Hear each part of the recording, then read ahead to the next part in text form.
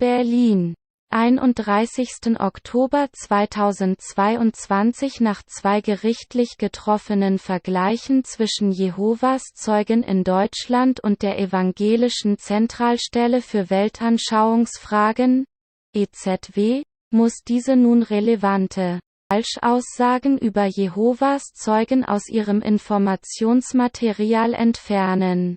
Da sie sich nicht an einen vorherigen Vergleich hielt, muss die EKD bzw. die Evangelischen Zentralstelle für Weltanschauungsfragen nun auch im zweiten Anlauf Hetze, Verleumdungen und Lügen über Zeugen Jehovas entfernen. Konkret ging es im Verfahren um 10 Lügen, die die EKD verbreitet hat: Kindererziehung, Familienfeiern, Organspenden, Rechtstreue der Religionsorganisation und dem Umgang mit ehemaligen Mitgliedern. Die EKD-Sekte hat diese Lügen auf Flyern, im Internet und auf Veranstaltungen strafrechtlich verbreitet. Die Berliner Richter sahen es als erwiesen an, dass die EZW mit falschen Aussagen Vorurteile schüren wollte, um Zeugen Jehovas zu stigmatisieren. Sprich, es ging um rassistische bzw. Volksverhetzung gegen eine Religionsgemeinschaft. Besonders dreist ist die Verrechtlichmachung. Zeugen Jehovas würden ihre Kinder schlagen.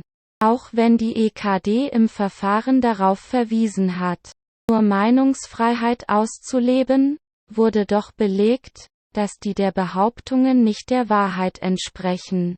Jetzt zu unserem Sektenexperten. Nun ja, es ist markant, dass die evangelische Kirche Zeugen Jehovas als direkte Konkurrenz fürchtet und wegen der Abwanderung hunderttausender Gläubiger jährlich immer wieder Zeugen Jehovas verleumdet.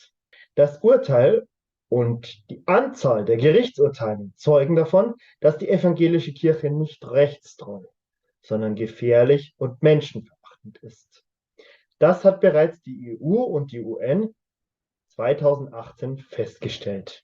Eine Sekte, die die Bibel fälscht und das Leben anderer Christen durch Hass, Verleumdung und Hetze schädigt, muss in Deutschland verboten werden. Man denke an den Hass der Sekte, der zum Holocaust geführt hat, und in Ruanda zu einem Völkermord, bei dem über 1600 EKD-Mitglieder beteiligt waren.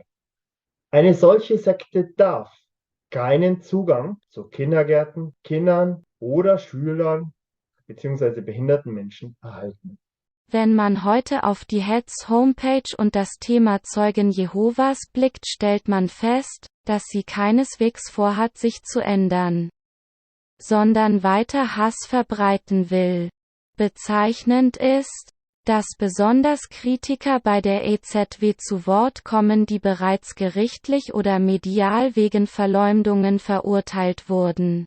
Und auch die Quellenangaben der EZW auf bereits nachweislich hetzerischen und erlogenen Inhalten beruht. Man denke zum Beispiel an Oliver Wolschke, der beim Weltverlag in München entlassen wurde, weil er Lügen über Zeugen Jehovas verbreitet hatte. Die Zeitschrift entging mit der Entlassung und einer Rücknahme seiner Aussagen einer Klage von Röntgen 01. Solche Aussagen dienen für die evangelische Kirche freilich selbst als Befreiungsschlag. Nimmt man zum Beispiel die Lutherbibel, deren Inhalt zu 83% nicht mehr dem Urtext entspricht.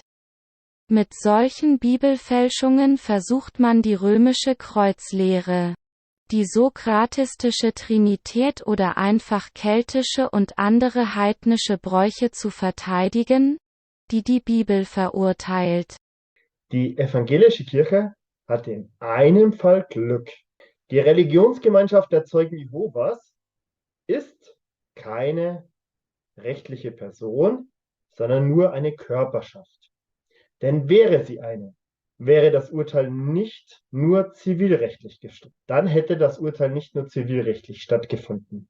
Dann wären alle Beteiligten der EKD, der Evangelischen Zentralstelle für Weltanschauungsfragen, verurteilt worden. Nach § 192a Strafgesetzbuch wegen verhetzender Beleidigung gegen Zeugen Jehovas.